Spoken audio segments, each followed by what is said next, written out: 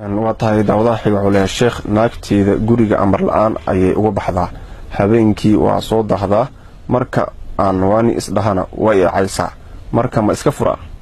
هذا واحد يقول حلنا يسوي ما قرنا يبتاس يعني هويني مركا ربطنا إسكب حيسا هبينكي نحل الضب إيمان يسا مركا دواني سنة كعايس وكأفلق دينيسا محوها هاي ما أموقة رنتي روحي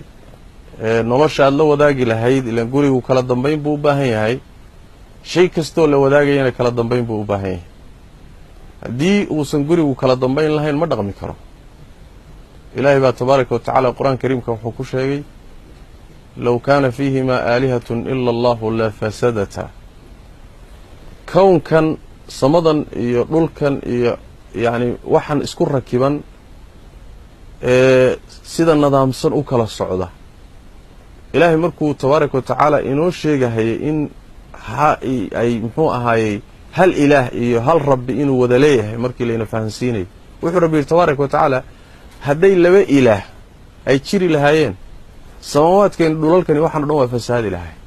حيالي لابو اسكو أوده واسكو قبصان لهاي هذا اسكو قبصدان وحنا ما وذا خريمي له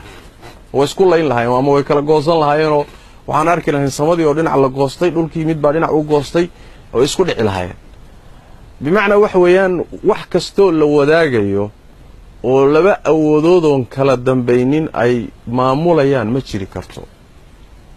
saas daraadeed baa rabbi tabaaraka wa tacaala quraanka inoo sheegay ar-rijaalu qawwamuna 'ala an-nisaa guriga ninka oday ka ah ismaqal iyo kala dambayn haduusan jirin waa naashiznimo haweenay sidaas yeelayso xilli dambe iska iimaanayso iska baxayso oo caytamayso oo hadda waxa weeye mid u dhaanta Allah kugu bedelo